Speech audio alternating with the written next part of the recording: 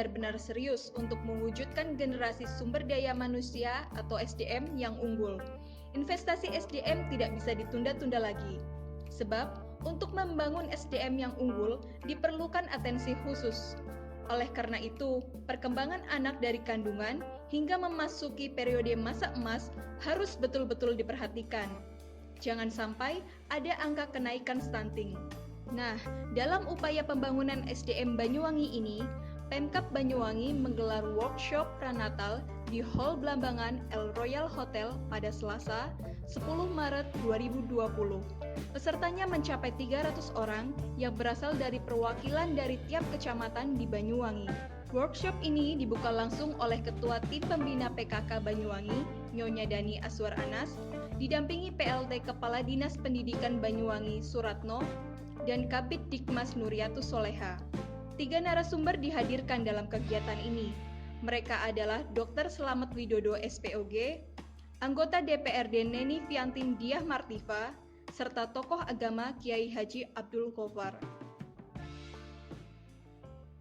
Jam tidur. Anak-anak misalkan malam masih mainan HP, masih baca buku, masih nonton TV, padahal itu sudah waktunya tidur.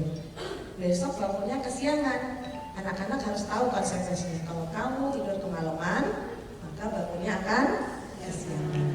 Itu yang harus ibu-ibu pahami sebagai anak. Lalu menanamkan nilai-nilai kehidupan. Pastilah ini harus yang karakter. Orang tua harus mengajarkan anaknya berkarakter. Kalau ibu-ibu ingin anaknya berkarakter, maka ibu-ibu juga harus menjadi ibu yang berkarakter. Ya, jangan misalkan ngajarin anaknya nggak boleh bohong, tapi nanti kalau ada tamu bilangin udah nggak ada. Itu ngajarin bohong nggak? Nah, misalkan ada orang yang minta tolong, bilangin udah nggak punya uang. Nah, padahal bundanya punya uang. Inilah ya, makanya tadi yang pertama orang tua harus menjadi role model.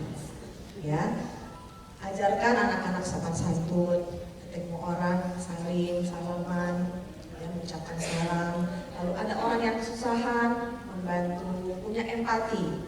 Ya, jangan, ya kan bohongan, miskinnya bohongan, ya seperti itu. Karena banyak pengemis sekarang yang bohong ya Bu ya. Tetapi kita tetap tidak boleh mengajarkan kepada anak kita bahwa itu bohongan, jangan. Karena kalau sudah begitu empati anak-anak tidak akan muncul. Ya, tetap kita harus ajarkan kepada anak-anak kita tentang empati itu. Lalu juga toleransi, ya, toleransi. Ya, jangan bilang bunda itu kok matanya sipit ya bunda ya. Bunda itu kok sembayangnya seperti itu ya bunda. Nah, ajarkan, jelaskan kepada anak-anak kita bahwa kita hidup dengan orang-orang yang beraneka ragam. Lalu menciptakan komunikasi yang efektif. Jadikan kita sebagai orang tua menjadi teman bicara. Ya, semua sektor bisa terlibat. Ada organisasi masyarakat, ada organisasi politik, ya. Lalu juga ada organisasi wanita. Nah, ini penting sekali bagi kami. Lalu juga ada swasta, ya, ada instansi vertikal, ada BUMN. Kami berharap ini bisa bergotong royong, bisa kolaborasi untuk mengurangi angka-angka stunting tadi dan angka-angka kematian ibu dan balita, ya. Sehingga nantinya ke depan kami berharap banyak sekali yang Bu Nuri, ya, kita bisa kolaborasi dengan berbagai sektor tadi, ya. Nah, ibu-ibu sampai sini paham? Merasa tergerak untuk meningkatkan kualitas kesehatan ibu semuanya?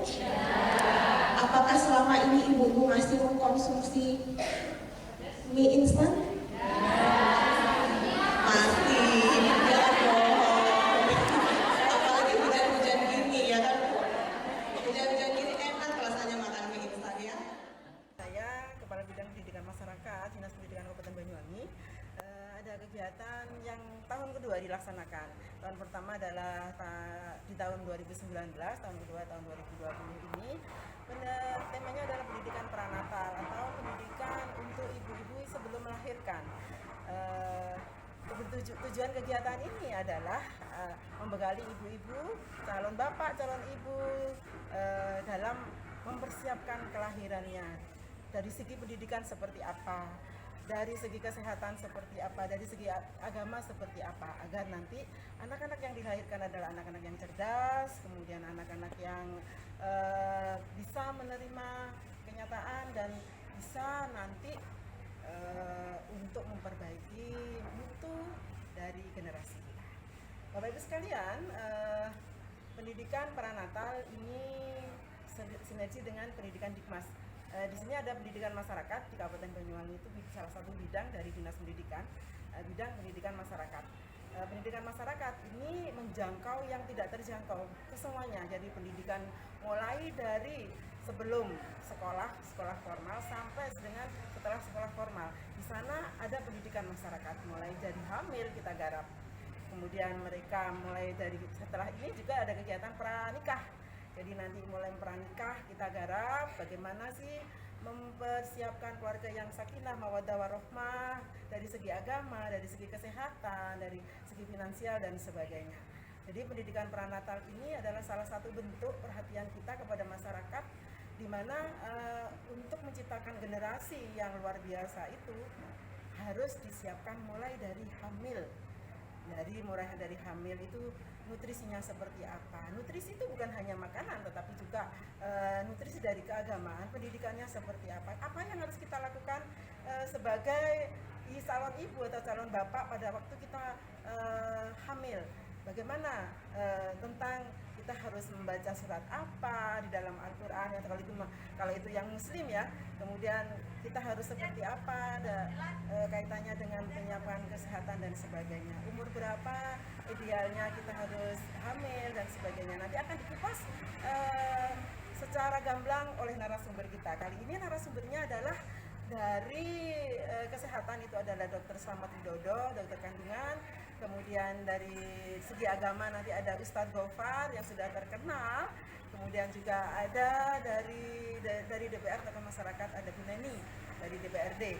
Kemudian nanti kegiatan ini diakhiri dengan senam bersama yang dipandu oleh Dinas Pendidikan Kabupaten Banyuwangi, oleh instruktur dari Dinas Pendidikan Kabupaten Banyuwangi, Pak Putut.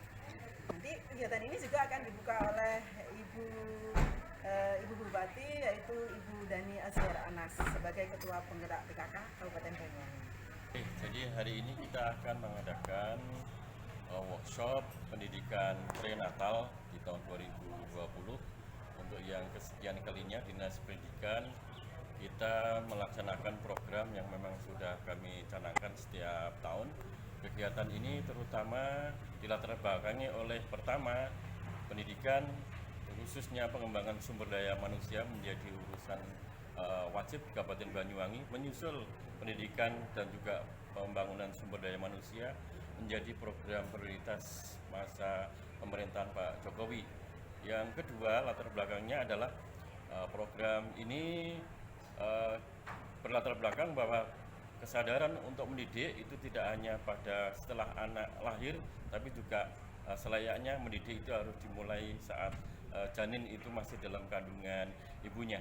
Nah, dengan demikian maka tujuan dari kegiatan ini adalah dalam rangka untuk lebih memberikan pencerahan kepada publik, kepada masyarakat, lebih khusus kepada calon ibu-ibu tentang nilai-nilai agama, tentang nilai sosial, budaya, dan juga ilmu pengetahuan terkait dengan bagaimana menyiapkan diri sebagai calon orang tua dengan harapan ke depan putra-putrinya bisa menjadi anak-anak yang terbaik, anak-anak yang cerdas, anak-anak yang berkarakter, anak-anak yang soleh dan soleha. Itu saya kira.